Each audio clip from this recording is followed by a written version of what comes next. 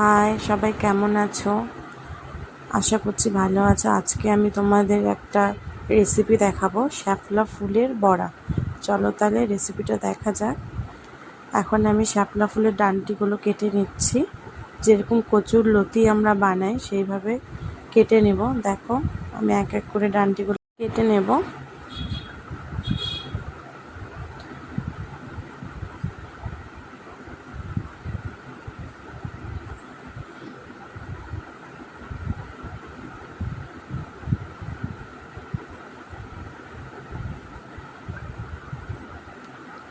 আমার কিন্তু ডান্ডিগুলো কাটা হয়ে গেছে। এবার আমি একটা শলা নিয়ে নেব। দেখো, শলার মধ্যে এক এক করে আমি শাপলা ফুলের ডান্টিগুলো কিন্তু ভরে নিচ্ছি, যেরকম আমরা ভেলা বানাই সেইভাবে আমি একইভাবে এই শাপলা ফুলের ডান্টিগুলো দিয়ে আমি বানিয়ে নেব।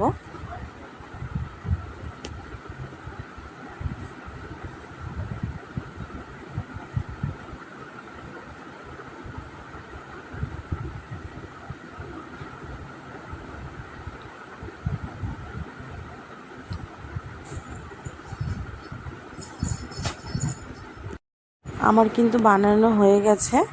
এবার আমি এক এক করে সবগুলো বানিয়ে নেব। এই যে আমি কিন্তু বানিয়ে নিয়েছি।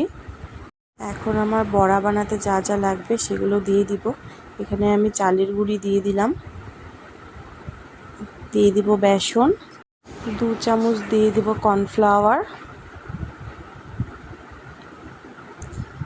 তার সাথে অল্প পরিমাণে সুজি,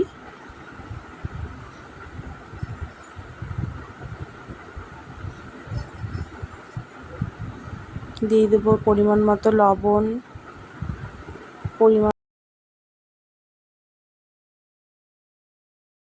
পরিমাণ মতো হলুদের গুঁড়ো,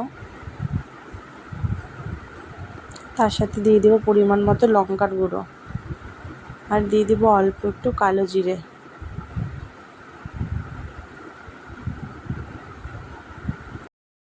এবার এগুলোকে ভালো করে মিশিয়ে নেব।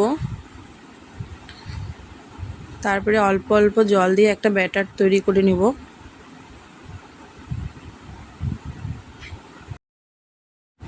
আমার কিন্তু তৈরি করা হয়ে গেছে ব্যাটারটা। এবার এর মধ্যে একটু বেকিং সোডা দিয়ে দিব,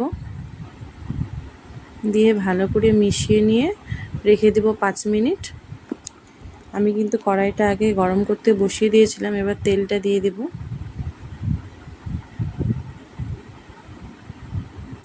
আর আমার বাড়িতেই কিন্তু সরষের তেল ভাঙানো হয়, তাই আমি সাদা তেলটা কম ব্যবহার করি। তোমরা কিন্তু এখানে সাদা তেলও ব্যবহার করতে পারো। তেল কিন্তু গরম হয়ে, আমি কিন্তু এবার এক এক করে ওই ডান্টিগুলো বেসনে চুবিয়ে তেলে ছেড়ে দিব।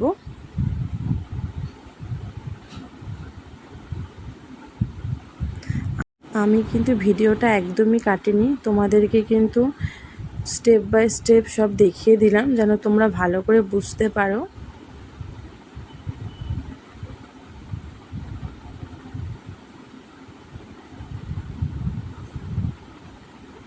সরষের তেলে ভাজছি তো তাই একটু ফেনা হয়েছে, সাদা তেলে ভাজলে কিন্তু ফেনা হবে না।